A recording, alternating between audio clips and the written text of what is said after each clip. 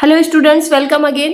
आज के वीडियो में हम कैथरीन मैन्सफील्ड द्वारा लिखी गई short story the garden party का लाइन बाय लाइन एक्सप्लेनेशन पढ़ने जा रहे हैं। The garden party Katherine Mansfield द्वारा लिखी गई एक शॉर्ट स्टोरी है।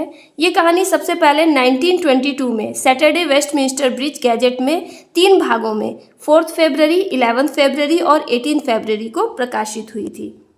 कैथरीन मैन्सफील्ड का जन्म 14 अक्टूबर 1888 को वेलिंगटन, न्यूजीलैंड में हुआ। मैन्सफील्ड अपनी शॉर्ट स्टोरीज और पोएट्रीज के लिए जानी जाती हैं। ये D.H. लॉरेंस और वर्जीनिया वुल्फ के संपर्क में भी आई। 1923 में टीबी की बीमारी से 34 ईयर्स की एज में ही इनकी मृत्यु हो गई। ये कहानी एक वेल्दी शेरिडन फैमिली से बिलोंग करती है जो एक गार्डन पार्टी की तैयारी करती है। शेरिडन फैमिली की बड़ी बेटी लॉरा को पार्टी अरेंज करने की सारी जिम्मेदारी दी जाती है। सारी तैयारियां अच्छे से चल रही होती हैं, तभी उसे पता चलता है कि शेरिडन फैमिली के एक पड़ोसी मिस्टर स्कॉट, जो कि लेबर क्लास से बिलोंग करते हैं, उनकी मौत हो जाती है। इसलिए लॉरा चाहती है कि पार्टी को कैंसिल कर दिया जाए, लेकिन उसकी फैमिली पार्टी को जारी रखने के पक्ष में रहती है। पार्टी के बाद लॉरा मिस्टर स्कॉट की फैमिली को बचा हुआ खाना देने जाती है, जहां वो खुद को भावनाओं से भरा हुआ महसूस करती है। वो मौत को मानव जीवन की परेशानियों से दूर एक गहरी नींद की तरह देखती है। चैप्टर स्टार्ट करने से पहले हम इस कहानी के मेन कैरेक्टर्स को समझ लेते हैं। मिसेस शेरिडन, जो कि न्यूजीलैंड की एक वेल्दी लेडी हैं। इनके 4 बच्चे हैं। लॉरा शेरिडन इनकी सबसे बड़ी बेटी है और यही इस कहानी की प्रोटैगनिस्ट है। कुछ वर्कर्स हैं जो कि गार्डन में टेंट गाड़ने का काम करते हैं। मैग शेरिडन इनकी 2nd डॉटर है। जो शेरिडन इनकी 3rd डॉटर है। लॉरी मिसेस शेरिडन का बेटा है। किटी मैटलैंड लॉरा की फ्रेंड और पार्टी की गेस्ट है। सैडी और हैंस शेरिडन फैमिली के सर्वेंट हैं। इसके अलावा एक फ्लोरिस्ट है जो कि मिसेस शेरिडन को लिलीज डिलीवर करता है। एक कुक है। एक गॉडबर्ड्स मैन है जो कि केक डिलीवर करने का काम करता है। मिस्टर स्कॉट, जो कि शेरिडन फैमिली के एक नेबर हैं और लेबर क्लास से बिलोंग करते हैं, इनकी मृत्यु हो जाती है। एम स्कॉट इनकी पत्नी है और मिसेस स्कॉट की एक सिस्टर भी है जिनका नाम मेंशन नहीं किया गया है। ये थे इस चैप्टर के मेन कैरेक्टर्स। अब चलिए इस चैप्टर को हम डिटेल से पढ़ते हैं। The garden party. ये चैप्टर थोड़ा लेंदी है, इसलिए इस चैप्टर के एक्सप्लेनेशन को मैंने 3 पार्ट्स में बांटा है। आज की वीडियो में हम इसका फर्स्ट पार्ट पढ़ेंगे। And after all the weather was ideal. बहरहाल मौसम बहुत सुहावना था। They could not have had a more perfect day for a garden party if they had ordered it. उनके पास इससे अच्छा डे नहीं हो सकता था गार्डन पार्टी के लिए, if they had ordered it. अगर वो गार्डन पार्टी का आयोजन करते, गार्डन पार्टी के लिए ऑर्डर करते, तो इससे अच्छा दिन गार्डन पार्टी के लिए नहीं हो सकता था। Windless warm the sky without a cloud. हवा नहीं चल रही थी, मौसम थोड़ा गर्म था और आसमान में बादल बिल्कुल नहीं थे, यानी बारिश होने की संभावना नहीं थी। गार्डन पार्टी अच्छे से की जा सकती थी। Only the blue was field with a haze of light gold as it is sometime in early summer. सिर्फ नीला आसमान थोड़ी गोल्डन कलर की धुंध से ढका हुआ लग रहा था, जैसा कि अक्सर गर्मियों की शुरुआत में हुआ करता है। The gardener had been up since dawn. Gardener माली भोर से ही जाग गया था। Moving the lawns and sweeping them. वो लॉन में घास को काट रहा था और वहां पर झाड़ू लगा रहा था। Until the grass and the dark flat rosettes where the daisy plants had been seemed to shine. Rosettes इसका मतलब होता है पत्तियों का गोलाकार, सर्कुलर अरेंजमेंट, जहां पत्तियां एकदम राउंड शेप में उगी रहती हैं। डेजी प्लांट्स की पत्तियां इसी तरह से होती हैं। तो गार्डनर जो था वो वहां पे तब तक झाड़ू लगा रहा था जब तक कि डार्क फ्लैट रोजेट्स, जहां पर डेजी फ्लावर उगे थे, वो जगह चमकने नहीं लगी। As for the roses, you could not help feeling they understood that roses are the only flowers that impress people at garden parties. और जहां तक रोजेस यानी गुलाब की बात की जाए तो आप खुद ही समझ सकते हैं कि गुलाब ही एकमात्र फूल है जो गार्डन पार्टीज में लोगों को बहुत ज्यादा पसंद आता है। लोग रोज से इम्प्रेस होते हैं। The only flower that everybody is certain of knowing. ये ओनली फ्लावर है जिसके बारे में सभी लोग जानते हैं, सभी इससे परिचित है। Hundreds, yes, literally hundreds had come out in a single night. सैकड़ों की संख्या में, हाँ सचमुच सैकड़ों की संख्या में फूल एक ही रात में खिलाए थे। The green bushes bowed down as though they had been visited by archangels. और हरी हरी झाड़ियां जो थी वो ऐसे झुकी हुई थी जैसे कि आर्कएंजल्स यानी महादूत आए हों और वे उनका झुककर स्वागत कर रही हों। Breakfast was not yet over before the men came to put up the marquee. Marquee एक बड़ा सा टेंट होता है जो कि अक्सर पार्टीज में लगाया जाता है। ब्रेकफास्ट अभी खत्म भी नहीं हुआ था तभी टेंट लगाने वाले लोग आ गए। Where do you want the marquee put mother. Laura जो कि शेरिडन फैमिली की बड़ी बेटी है वो अपनी माँ से पूछती है कि माँ आप टेंट कहाँ लगवाना चाहती हो। My dear child it is no use asking me. Laura की माँ कहती है मेरी बच्ची मुझसे पूछने की कोई जरूरत नहीं है। I am determined to leave everything to you children this year. मैंने इस साल सोचा है कि सारी जिम्मेदारियां मैं तुम लोगों पर छोड़ दूं। Forget I am your mother. भूल जाओ कि मैं तुम्हारी माँ हूँ। Treat me as an honoured guest. मुझे एक सम्मानीय अतिथि समझो, मुझे एक गेस्ट की तरह समझो। बट मैं could not possibly go and supervise the man. Laura की माँ कहती है लेकिन मैं जाकर उन लोगों को सुपरवाइज नहीं कर सकती। She had washed her hair before breakfast क्योंकि उसने नाश्ते से पहले ही अपने बाल धोए हैं। And she said drinking her coffee in a green turban. और वो हरे रंग की पगड़ी बांधकर मीन्स हरे रंग के टॉवेल में अपने बालों को लपेटकर कॉफी पीने बैठी है। With a dark wet curl stamped on each cheek. और उसकी गीली गीली काली घुंघराली लटें उसके गालों पर लटक रही हैं। मीन्स उसके बाल गीले हैं और वो अभी आकर लोगों को सुपरवाइज नहीं कर सकती। जोश the butterfly always came down in a silk petticoat and a kimono jacket. और जोश वो तितली उसको तो तुम जानती हो कि हमेशा वो सिल्क पेटीकोट और किमोनो जैकेट पहनकर इधर उधर निकल आती है। You will have to go Laura you are the artistic one. Laura की माँ कहती है तुम्हें ही जाना होगा लॉरा, तुम्हें ही देखना होगा। तुम वैसे भी बहुत ही ज्यादा आर्टिस्टिक हो। मीन्स कला की परख तुम्हें ही है। Away Laura flew still holding her piece of bread and butter. अभी भी अपना ब्रेड और बटर का टुकड़ा पकड़े हुए लॉरा उठती है। It is so delicious to have an excuse for eating out of doors. किसी चीज को बाहर खाने का बहाना ढूंढना बड़ा ही मजेदार होता है। एंड बिसाइड्स इसके अलावा she loved having to arrange things. वो इस तरह की चीजों को अरेंज करना पसंद करती है। She always felt she could do it so much better than anybody else. वो हमेशा सोचती है कि वो दूसरे लोगों से इन सब चीजों को ज्यादा अच्छे से अरेंज कर सकती है। मीन्स इस तरह की पार्टीज अरेंज करना उसे अच्छा भी लगता है और वो सोचती है कि वो इस काम को बहुत अच्छी तरह से कर सकती है। 4 men in their shirt sleeves stood grouped together on the garden path. 4 लोग जो कि स्लीव्स वाली शर्ट पहने हुए थे एक साथ आके गार्डन के रास्ते पे आकर खड़े हो जाते हैं। They carried stave covered with rolls of canvas and they had big tool bags slung on their backs. Way canvas के रोल से लिपटे हुए मजबूत लकड़ी के डंडे को लिए हुए हैं और उनके पीठ पर बड़े बड़े टूल बैग भी लटके हुए हैं। They look impressive. वे देखने में कैसे लग रहे हैं? इम्प्रेसिव लग रहे हैं, अट्रैक्टिव लग रहे हैं। Laura wished now that she was not holding that piece of bread and butter but there was nowhere to put it. Laura चाहती थी कि वो जो ब्रेड और बटर का पीस उसने पकड़ा हुआ है अब उनके सामने वो उसको ना पकड़े रहे। But there was nowhere to put it. लेकिन वहां पर कोई जगह नहीं थी जहां पर वो उसे रख सकती थी। And she could not possibly throw it away. और वो उसे फेंकना भी नहीं चाहती थी। She blushed and tried to look severe and even a little bit short sighted as she came up to them. Severe means गंभीर, शॉर्ट साइटेड मीन्स पास की चीजों को देखना। वो थोड़ा हिचकिचाती है और उनके पास आते ही थोड़ा गंभीर और शॉर्ट साइटेड यानी पास की चीजों को देखने की कोशिश करती है। Good morning she said copying her mother's voice. अपनी माँ की आवाज को कॉपी करते हुए वो कहती है good morning. But that sounded so fearfully affected that she was ashamed. लेकिन उसका जो साउंड था वो इतना फियरफुल था कि उसे शर्मिंदगी महसूस होती है। And stammered like a little girl. और वो छोटी बच्ची की तरह हकलाने लगती है। Oh are have you come is it about the marquee. अच्छा आप लोग आ गए, क्या ये सब टेंट लगाने के लिए है? That's miss said the tallest of the man a lanky freckled fellow.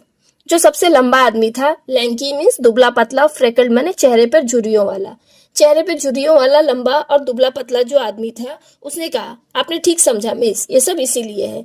And he shifted his tool bag. उसने अपना टूल बैग को हटाया। Knock back his straw hat and smiled down at her. और फिर अपने स्ट्रॉ हैट यानी पुआल की टोपी को पीछे की तरफ खिसकाया और उसकी तरफ देखकर मुस्कुराते हुए कहा दैट्स अबाउट इट। हाँ ये सब इसी के लिए है। His smile was so easy so friendly that Laura recovered. उसकी इस मुस्कुराहट बहुत ही सरल थी और बहुत ही फ्रेंडली थी, इसलिए लॉरा को अच्छा महसूस हुआ। What nice eyes he had small but such a dark blue. Laura सोचती है कि उसकी आंखें कितनी सुंदर है, छोटी हैं लेकिन डार्क ब्लू हैं। And now she looked at the others, और अब वो दूसरे लोगों की ओर देखने लगी. दे वर स्माइलिंग टू, वे लोग भी मुस्कुरा रहे थे. Cheer up, we want bite, their smile seem to say, उनकी मुस्कुराहट मानो ऐसा कह रही थी कि खुश रहो, चिंता मत करो, हम तुम्हें काटेंगे नहीं, हम तुम्हें नुकसान नहीं पहुंचाएंगे. हाउ वेरी नाइस वर्कमैन वर, ये वर्कमैन कितने अच्छे हैं. And what a beautiful morning, और ये सुबह भी कितनी सुहावनी है. She must not mention the morning, अब उसे मॉर्निंग का बखान नहीं करना चाहिए. She must be business like, उसे बिजनेस लाइक होना चाहिए, कामकाजी होना चाहिए. द मार्की, क्योंकि अभी टेंट लगाने का काम करना है. Well what about the lily lawn, would that do, Laura कहती है कि ठीक है, लिली लॉन का क्या हुआ, क्या लिली लॉन वाला काम हो गया. And she pointed to the lily lawn with the hand that didn't hold the bread and butter, और फिर वो लिली लॉन की तरफ इशारा करती है, उस हाथ से जिस हाथ में उसने ब्रेड और बटर को नहीं पकड़ा है. They turn, they stared in the direction, वे लोग उस डायरेक्शन में मुड़ते हैं और देखते हैं. A little fat chap thrust out his under lip, एक थोड़ा नाटा और मोटा सा जो आदमी था वो अपने होठों को अंदर की ओर दबाता है. And the tall fellow frown, और जो लंबा आदमी था वो फ्रॉन, भौं सिकोड़ता है. I don't fancy it said he, वो आदमी कहता है कि मैं इसके बारे में नहीं सोचता हूँ. नॉट कंस्पिक्यूअस इनफ, कंस्पिक्यूअस मीन्स ध्यान को आकर्षित करने वाला, ये उतना अट्रैक्टिव नहीं है, ये लोगों के ध्यान को आकर्षित नहीं करेगा. You see with the thing like a marquee, आपको मार्की जैसी चीज पे, आपको टेंट जैसी चीज पे ध्यान देना चाहिए, क्योंकि लोगों का ध्यान इसकी ओर रहेगा. And he turn to Laura in his easy way, और बहुत ही सहज रूप से वो लॉरा की तरफ मुड़ता है और कहता है, you want to put it somewhere where it will give you a bank slap in the eye if you follow me. Bank slap in the eye means लोगों की आंखों में जच जाना. तो वो आदमी जो है वो लॉरा से कहता है कि अगर आप इसे ऐसी जगह रखना चाहती हैं जहां ये लोगों की आंखों में जचे तो आप मेरी बात माने. Laura upbringing made her wonder for a moment whether it was quite respectful of a workman to talk to her of bank slap in the eye. Laura की अपब्रिंगिंग यानी परवरिश उसे ये सोचने पर मजबूर कर देती है कि क्या एक कर्मचारी का उससे ये बात करना सम्मानजनक है, इस तरह की बात करना, किस तरह की, बैंक स्लैप इन द आई, कि ये चीज यहाँ पर अच्छी लगेगी, लोगों की आंखों में जचेगी. तो उसका जो सजेशन है उसे रेस्पेक्ट देना सही है. But she did quite follow him, लेकिन वो चुपचाप उसको फॉलो करती है, वो जैसा बोलता है वैसा करती है. A corner of the tennis court she suggested, वो सजेस्ट करती है कि इसे टेनिस कोर्ट के कॉर्नर में लगाना सही होगा. But the band's going to be in one corner, लेकिन फिर वो बोलती है कि उस कोने में तो बैंड भी लगाना है. Going to have a band are you, said another of the workman, दूसरा वर्कमैन जो था वो कहता है कि अच्छा आप लोग बैंड भी लगाने वाले हो. ही वॉज पेल, वो थोड़ा कमजोर लग रहा था. He had a haggard look as his dark eye scanned the tennis court, haggard means थका हुआ, वो थोड़ा थका हुआ लग रहा था और उसकी काली आंखें टेनिस कोर्ट को स्कैन कर रही थी. व्हाट वाज ही थिंकिंग, वो क्या सोच रहा था. Only a very small band, said Laura gently, Laura को लगता है कि वो बैंड की बात सुनकर थोड़ा सा अपसेट हो रहा है, इसलिए वो कहती है कि अरे छोटा सा बैंड, ज्यादा बड़ा बैंड नहीं लगेगा, एक छोटा सा ही बैंड लगेगा. Perhaps he would not mind so much if the band was quite small, but the tall fellow interrupted, शायद उस आदमी को तो कोई फर्क नहीं पड़ा कि बैंड छोटा होगा, लेकिन जो टॉल फेलो था, लंबा आदमी था, वो इंटरप्ट करता है, बीच में टोकता है और कहता है, look here miss, that's the place, miss इधर देखिए, ये जगह देखिए. अगेंस्ट दोज ट्रीज, उन पेड़ों के सामने, यहाँ पर ठीक होगा. Over there, that will do fine, यहाँ पर बैंड लगाना अच्छा होगा. अगेंस्ट द कैरेकस, कैरेकस के सामने, कैरेकस पेड़ के सामने, then the karakas tree would be hidden, तब तो कैरेकस का पेड़ छुप जाएगा. And they were so lovely with their broad gleaming leaves and their clusters of yellow fruits, और ये पेड़ इतना सुंदर है, कितना अच्छा लगता है देखने में, इसकी चौड़ी चौड़ी पत्तियां हैं, ग्लीमिंग लीव्स, चमकती हुई पत्तियां हैं, with the clusters of yellow fruits, और इसमें पीले पीले फूलों के क्लस्टर्स यानी गुच्छे उगे हुए हैं. तो ये पेड़ कितना आकर्षक लगता है, लेकिन टेंट लगा देने से तो ये जो छुप जाएगा. They were like trees you imagine growing on a desert island, proud, solitary, lifting their leaves and fruits to the sun in a kind of silent splendor. ये पेड़ ऐसे लग रहे हैं जैसे कि कोई डेजर्ट आइलैंड में, कोई रेगिस्तानी जगह पर ये पेड़ अकेले खड़ा है और बहुत ही गर्व से अपनी पत्तियों को और अपने फलों को ऊपर की ओर सूरज की रोशनी में दिखा रहा है. Must they be hidden by a marquee? क्या इसे मार्की के पीछे, टेंट के पीछे छिपा देना सही होगा. दे मस्ट, हाँ इन्हें छुपना ही होगा। Already the man had shouldered their staves and were making for the place, क्योंकि ऑलरेडी वे लोग अपने स्टेव्स को मीन्स अपने पोल्स को, डंडों को अपने कंधों पर उठा चुके थे और उस जगह पर बढ़ रहे थे। Only the tall fellow was left, केवल जो लंबा आदमी था वो रह गया था पीछे। He bent down, pinched a sprig of lavender, put his thumb and four finger to his nose and snuffed up the smell. वो जो लंबा आदमी था वो नीचे झुकता है और लेवेंडर के फूल की एक टहनी को तोड़ता है और अपने थंब और फोर फिंगर से, अपने अंगूठे से और अपनी तर्जनी उंगली से उस फूल को अपने नोज के पास ले जाता है और उसकी स्मेल को सूंघता है। When Laura saw the gesture, she forgot all about the carcass in her wonder at him caring for things like that, caring for the smell of lavender. जब लॉरा ने इसके इस भाव को देखा तो वो आश्चर्य के कारण कैरेकस के बारे में भूल गई और दूसरी चीजों की परवाह करने लगी, जैसे कि लेवेंडर की खुशबू, उसकी परवाह करने लगी। How many man that she knew would have done such a thing, वो कितने लोगों को जानती होगी जिन्होंने ऐसा किया होगा। Oh how extraordinarily nice workman were, she thought, वो ये भी सोचती है कि ये वर्कमैन लोग जो है वो कितने असाधारण है, ये छोटी छोटी चीजों को जैसे कि फूलों की खुशबू है उसको इतना महत्व देते हैं। Why couldn't she have workman for her friends rather than the silly boys she dance with and who came to Sunday night supper. वो सोचती है कि वो इन वर्कमैन से दोस्ती क्यों नहीं कर लेती, जो सिली बॉयज से उसने दोस्ती करके रखी है, जो सिली बॉयज जिनके साथ वो डांस करती है और जो अक्सर संडे को रात के समय उसके घर पर डिनर करने आते हैं, उन सबसे तो अच्छे ये वर्कमैन है। उनसे दोस्ती करने के बजाय उसे तो इन वर्कमैन से दोस्ती कर लेनी चाहिए। She would get on much better with man like this, वो ऐसे लोगों के साथ अच्छी तरह से घुल मिल सकती थी। It's all the fault she decided, लेकिन तभी वो डिसाइड करती है कि नहीं ये सही नहीं होगा, ये गलती है, क्योंकि वो हाई क्लास से बिलोंग करती है और वर्कमैन लो क्लास से बिलोंग करते हैं, तो उसके साथ वो दोस्ती कैसे कर सकती है। As the tall fellow drew something on the back of an envelope, तभी वो जो लंबा आदमी था वो एक एनवेलप पे कोई डिजाइन बना रहा था, something that was to be looped up or left to hang, जो कि शायद कहीं पर हैंग किया जाता, कुछ डिजाइन बना रहा था जिसे कि डेकोरेशन में यूज किया जाता। Of this absurd class distinction, तभी लॉरा सोचती है कि ये क्लास डिस्टिंक्शन मीन्स वर्ग भेद, हाई क्लास लो क्लास, ये सबका जो भेदभाव है ये कितना एब्सर्ड है, बकवास है, ऐसा नहीं होना चाहिए। Well for her part she didn't feel them, लेकिन उसके तरफ से देखा जाए तो वो ये सब नहीं मानती है, ये सब भेदभाव नहीं मानती है। Not a bit, not an atom, थोड़ा सा भी नहीं है, एक एटम के जैसा एकदम थोड़ा सा भी नहीं मानती। And now there came the chock chock of wooden hammers, और तभी वुडन हैमर, लकड़ी के हथौड़े के चौक चौक की आवाज आने लगती है, हथौड़ियां चलती है उसकी आवाज आने लगती है। Someone whistled, someone sang out, किसी ने सीटी बजाई और किसी ने गीत गाया। Are you right there Matty, Matty, Matty means होता है दोस्त, अरे दोस्त तुम यहाँ पर ठीक हो। द फ्रेंडलीनेस ऑफिस, लॉरा उनकी मित्रता को देखती है, just to prove how happy she was, और वो अपने आप को प्रूव करती है कि वो उनके साथ बहुत खुश है। Just to show the tall fellow how at home she felt, और वो टॉल आदमी जो था उसको दिखाने की कोशिश करती है कि उसके साथ वो एकदम घर जैसा फील करे, अपनापन फील कर रही है। And how she despise stupid conventions, और वो स्टूपिड कन्वेंशन माने बेवकूफी भरी जो विचार हैं, यानी क्लास डिस्टिंक्शन की जो बातें हैं जो बेवकूफी से भरी है, उनको वो डिस्पाइज करती है, मीन्स नफरत करती है, वो ये सब नहीं मानती है, ऊंच नीच को नहीं मानती है। Laura took a big bite of her bread and butter and she stared at the little drawing, और फिर जो ब्रेड और बटर वो हाथ में पकड़ी हुई थी उसका एक बड़ा बाइट काटती है और वो जो ड्राइंग बना रहा था लंबा आदमी उसकी ड्राइंग को देखने लगती है। She felt just like a work girl, और ऐसा लग रहा था जैसे कि वो एक वर्किंग गर्ल है, कामकाजी लड़की है। Laura, Laura, where are you, telephone Laura, a voice cried from the house, तभी घर से एक आवाज आती है, लॉरा, लॉरा तुम कहाँ हो, टेलीफोन, फोन आया है तुम्हारा, लॉरा तुम कहाँ हो।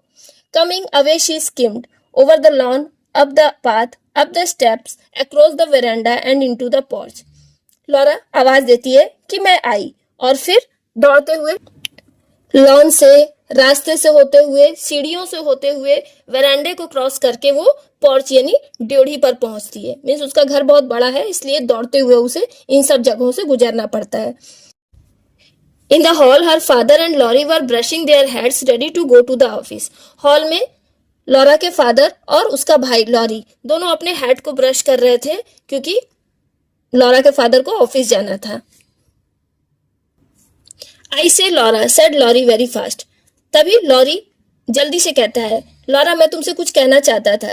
You might just give a squeeze at my coat before this afternoon. तुम दोपहर होने से पहले मेरे कोट को थोड़ा देख लेना। See if it wants pressing. क्या इसमें आयरन करने की जरूरत है? थोड़ा मेरा कोट देख लेना ना।